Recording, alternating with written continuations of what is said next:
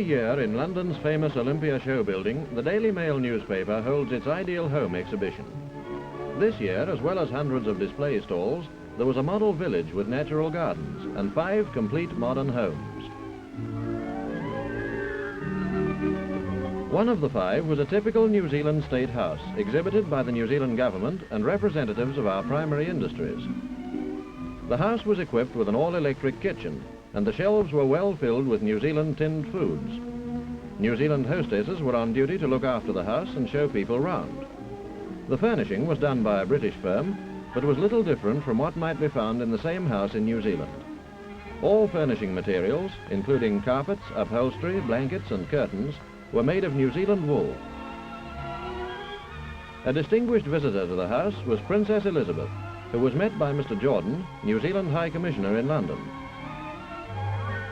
New Zealand trade officials, who were among those responsible for the display, were presented to Her Royal Highness before she entered the house. The Princess was escorted through the home by Mr. Jordan, and she showed a special interest in the furnishings, which were made from New Zealand material. Every room was inspected by Her Royal Highness, who was impressed by the large windows and general airiness of the place.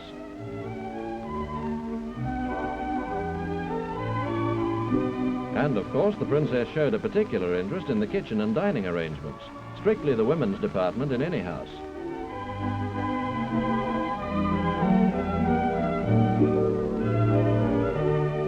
At the end of her visit, the Princess thanked Mr. Jordan and congratulated New Zealand on its exhibit.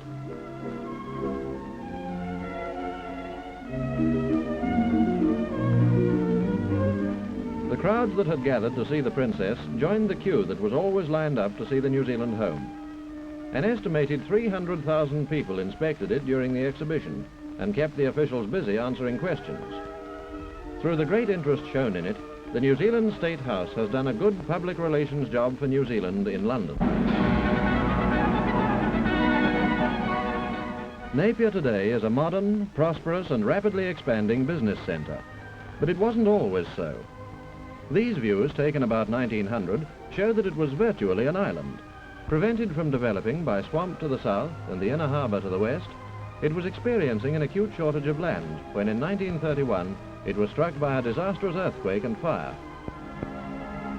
A view from the same spot 19 years later shows the modern city which has risen from the ruins, a city which now has room to expand, as the earthquake raised it and the surrounding land by 6 feet, leaving over 7,000 acres of its harbour bed above sea level. This new land is being developed by the Lands and Survey Department. By draining, leaching, ploughing and sowing, the area is being gradually brought into production. Some of it is now carrying 6 sheep to the acre, and recently a small block of it has been subdivided into market gardens for ex-servicemen. Deprived of its inner harbour, the Harbour Board has developed its breakwater port, which now ranks 3rd in New Zealand in volume of exports handled.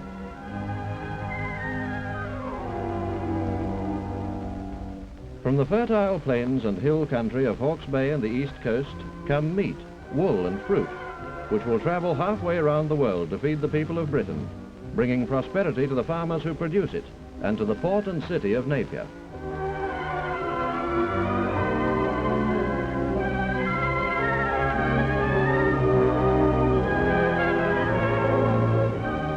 With its sunny climate, neat, wide streets, modern buildings and attractive parks, Napier is visited by tourists from all parts of the world. A popular call for sightseers is the Green Meadows Game Farm, which has the only kiwis in captivity. In daylight, the kiwis are nearly blind, but their nostrils at the end of their beaks guide them unfailingly to their favorite food, the worm.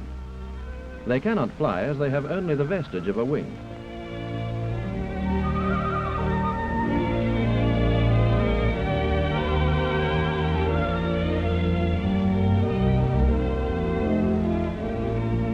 But Napier's main attraction is its marine parade.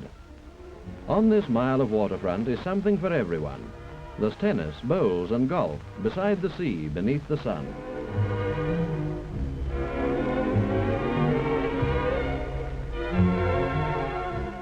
To escape the cold, the very old come here to sit and read or knit, while in the paddling pool, the young find ways of keeping cool.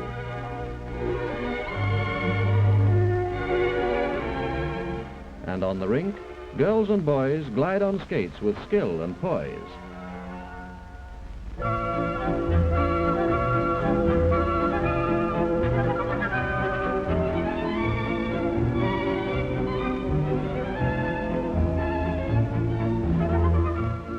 To celebrate its 75th anniversary as a borough and its elevation to city status, Napier is holding a week of carnival, highlighted by a procession illustrating the history and economy of the city and district. Prominence is given to the sheep, as it built this city and is the key to Hawke's Bay's prosperity.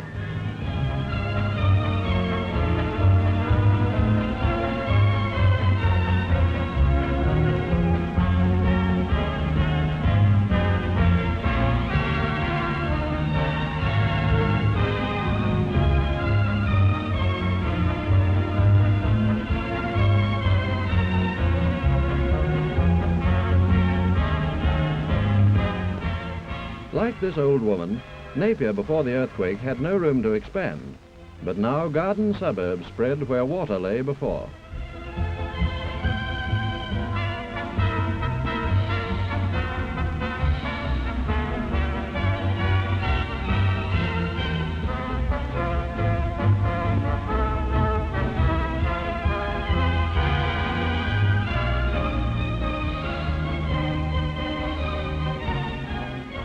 Capturing the spirit and history of the city, the procession moves through the streets to McLean Park, where the official ceremony is to be held.